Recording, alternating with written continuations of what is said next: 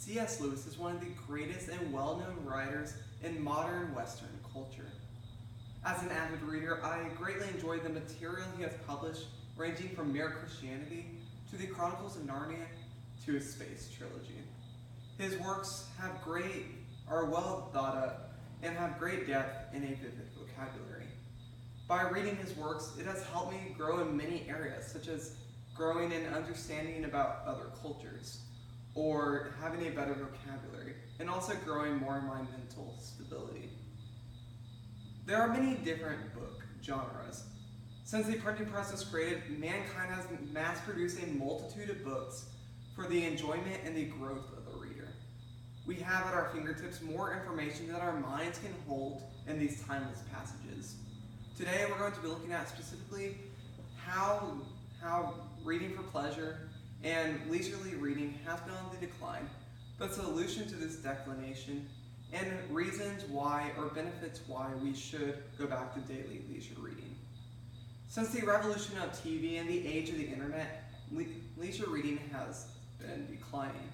Americans spend hours upon hours accessing the internet and social media. On average, each human being spends about 2 hours a day watching TV. We put TV, social media, and the internet above reading a good book. Christopher Ingram, who writes for the Washington Post, said, quote, the Americans who spend each day reading on a given day for pleasure has fallen by more than 30% since 2004. According to the latest American Time Use survey by the Bureau of Labor Statistics. The American Time Use survey shows that while the average reading time fell between 2004 and 2017, the average time watching TV rose, end quote. Now that we know what the problem is, let's see how we can solve this problem or lessen the decline of leisure reading. The solution to this problem is obvious: read more for pleasure. If each of us spent reading leisurely just 15 to 20 minutes a day, then this problem would stop, and it would stop declining, and we would be healthier mentally. In order to achieve these benefits, you must either be reading a hard copy of a book or a book that is online, not skimming through news or such. The reading agency said, quote, the benefits of reading are more likely to be felt if reading takes place through free choice. The outcomes of reading will occur more often and strongly if the reading is enjoyable in the first instance, end quote. Leisure reading can be reading where you enjoy anything, such as lyrics, poems, fiction, or nonfiction. There are three main benefits that come as a result of leisure reading. They are mental stability, relationship building, and also cognitive benefits. Let's look at each of these benefits in depth. First, by reading leisurely, we are able to develop and maintain mental stability, which can include reduced levels of stress. Many times I have felt stressed about school or with a family member. During those times, I sit down, pick up a good book, and it helps me relieve me of my negative emotions and reduce my stress levels. Books in general help us relieve us of our negative emotions, relax mentally, and helps us not to focus on the problems or situations we are currently in. The reading agency also said, quote, the relationship between reading for pleasure and well-being is particularly interesting, with evidence showing a correlation between reading for pleasure and lower levels of stress and depression, end quote. Not only can we maintain emotional well-being, but we can also have better relationships. Secondly, by reading leisurely, we are able to build relationships and to understand other cultures outside our own.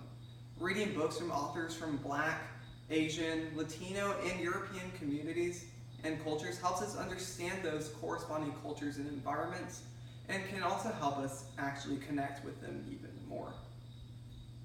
The reading agency said, quote, the reading leisurely has social benefits and can also improve our sense of connectedness to the wider community. Reading it helps us to grow in our identity, to increase empathy, and to also find out about other people's worldviews, end quote. Reading also helps us to increase empathy and to actually let us learn and want to learn what other people are thinking and saying. Developing emotional well-being and building relationships is beneficial to our interpersonal life, but we can also have cognitive benefits as well. The last main benefit that comes as a result of leisure reading is cognitive well-being. The more we read, the more our brain can develop. By reading leisurely, we are being exposed to new vocabulary, and we can also gain knowledge that we can transfer academically. We can also learn to think critically, to evaluate the author and what they are trying to portray or say in their book. By reading leisurely, it has helped me open my mind even more to help me imagine what the author is painting in their fictional book, or to evaluate arguments and viewpoints presented. Reader's Digest said, quote,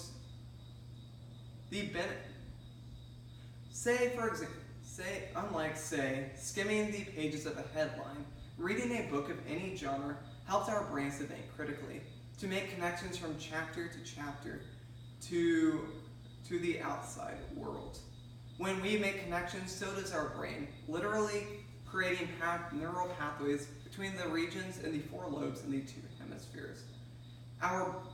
Over time, these neural pathways will be able to improve our sense of quicker thinking and may also have a greater defense against the worst effects of cognitive decay, end quote. In conclusion, we have seen how reading for pleasure has been on decline, the solution for this declination of reading for pleasure by just implementing half an hour a day, and also the three main benefits that come as a result. First, emotional well-being. Secondly, relationship building. And then finally, cognitive benefits. So the first thing you do after listening to this speech is, I hope you go get a good book and dive in. Thank you.